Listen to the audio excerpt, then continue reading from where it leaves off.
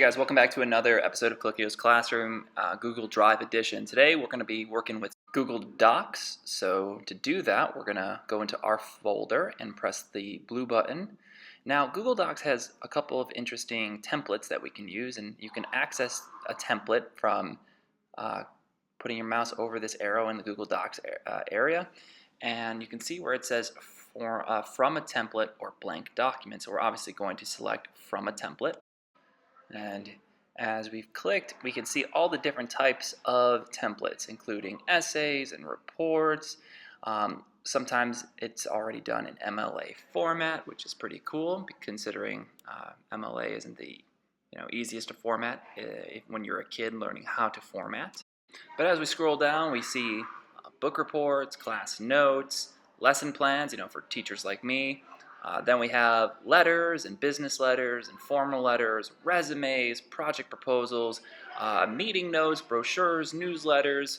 So all these different templates that you can use. But we're not actually going to use them, and so we're going to click out of this and go back to the blue button, and we're going to click just the Google Docs button and form a blank document. So we can do that. It'll open up this. Now, the interesting thing about Google Docs is that you don't actually have to save anything. Everything you type is automatically saved. So I'm going to go ahead and title this document first and foremost. So the interesting thing about Google Doc is that the first thing you type will automatically become the title of the document. So let's say I say sassafras, and I click on it, and there it is. It goes right up there. Kind of funny. So obviously I don't want my document to be called sassafras, so I'm just going to go ahead and delete that.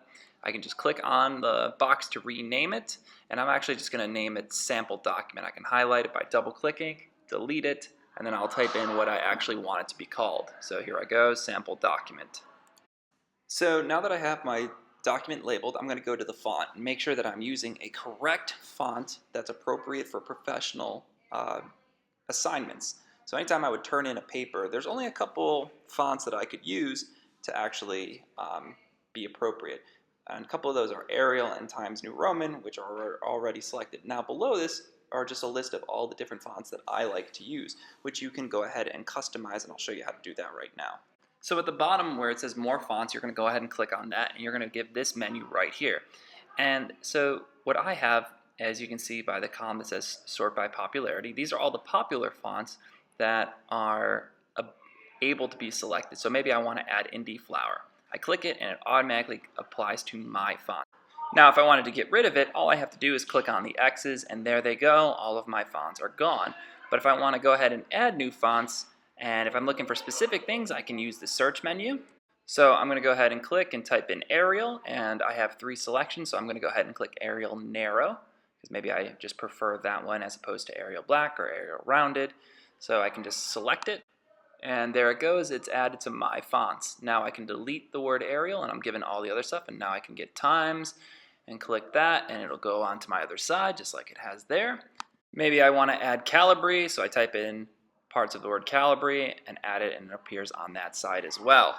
What I'm going to do now is I'm just going to exit out of this, so I'm going to delete the word Calibri, and I'm just going to go ahead and pick a couple fonts that I think are cool, like Oswald and Merriweather, and just a couple that I think that might be interesting to write in. I'm going to grab that Indie Flower again. I really do prefer that. So when you're all done, you can go ahead and press that OK button down at the bottom, that blue button, and you click on your menu of fonts again. There should be all the fonts that you selected. Okay, so the next thing is font size, which is right next to font. And if you're typing any sort of professional thing for like a teacher or in terms of like an email, you probably want to use 11 or 12. I wouldn't do below an 11. I wouldn't do above a 12 personally as a teacher. And I know that my colleagues would probably agree with me there. So depending on which font you want to type in, you can just go ahead and select either 11 or 12. And let's say you're feeling lazy, you can just go ahead and type in the number as well. Oops, I accidentally hit 1 there, and it looks like the lowest possible font size you can do is 6, so that's always good to know. So in case you want to do the lowest setting, you can obviously go higher, all the way up to 96 as well. Okay, so if you want to keep that specific font, maybe Arial times 11 as your default, there's a way to do that. You got to go to normal text and click on the drop-down menu. And you'll see the first thing says normal text, and I got my mouse over it right now. And what I'm going to do is just put my mouse over the next arrow. And it says apply normal text. And so you can go ahead and do that. You can click on apply normal text, or you can hit, if you're on a Mac, it will be Command Option 0.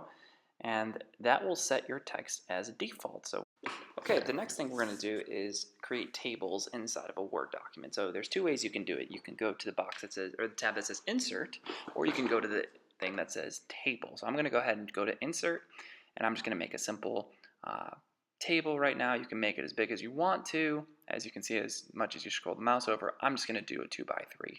And so the cool thing is that obviously you can make the table sizes bigger by clicking and dragging them. You can drag them up, you can drag them down, you can change one box, you can change all the boxes, you can make them smaller in width than the other, or you can make them larger. There's even a way to distribute all the columns so that, let's say you made them uneven and you were like, oh man, I really want to go back and make them even. There's a way to do that. I'm going to show you how to do that right now. So what you're going to do is you're going to highlight all the boxes. And when you've highlighted them all, you're actually going to go ahead and right-click on the table. So when you've right-clicked, you'll see the option says Distribute Rows and Distribute Columns. If you want to make them even, you just have to click 1 to distribute your rows, to make your rows, horizontal rows the same, and if you want to make your vertical columns the same, then you can do that. So I'm going to go ahead and play with it a little bit. I'm going to make the sizes for both my rows and my columns different. And once I do that, I'm going to go ahead and highlight them. I'm going to right click and go back to my Distribute Rows and Columns, and I'm going to click on Distribute Rows. And there it goes. It makes my rows evenly shaped. And now I'm going to do it again for my columns, and voila, I have my columns as well. And so most people want to write inside their columns, so I've gone ahead and made one of my rows very small, and I'm going to write inside of them. Now I'll do students and teachers and parents. Maybe I was making a table and listing a bunch of names for people, but obviously you'd probably want them to be centered, so you can go ahead and click the center button for each of your columns. And of course this is a very basic way of doing it. Or you can go ahead and do another way, which is, and I'm going to go back and show you, I can highlight the whole top row and then click the middle button. Now there's actually a third way you can do it. That's by pressing the Control, and then you have the Shift button and then the E button. So I've wrote it out here for you, and that's how you can middle it as well. If you don't want to highlight and then hit the middle button, you can highlight it and then hit Control or Command if you're on a Mac, then the Shift and the E button. So the last thing we're going to do is we're going to make a heading as if we were writing a professional paper or an essay that we were going to turn into a teacher. So the first thing we're going to do is write our name, and of course it'll be first and last. Then we're going to hit the Enter button, then we're going to have our class that we're in, hit the Enter button again, we're going to press teacher, type in our teacher's name, and then we're going to type in the date. So name, class, teacher, date. So I'm going to go ahead and fill this stuff in. So I'll write my name, Mr. Colicchio, and then I'll do my class that I'm typing, class I'm in, so it would be keyboarding or media skills. Teacher, of course I'm the teacher, so I'd write Mr. Colicchio again. And then the date, so it would be 4/18/2017. Awesome. So the next thing we're going to do is that we're going to highlight all of this, and we're going to double space our heading. That can be done by clicking the line spacing button, which is conveniently where my mouse is right now. And by clicking that, I can change the spacing between each of my lines. So I'm going to go ahead and show you that there are single 1.15, which is what it's on, but I want double, as do most teachers when you turn in an essay of any sort.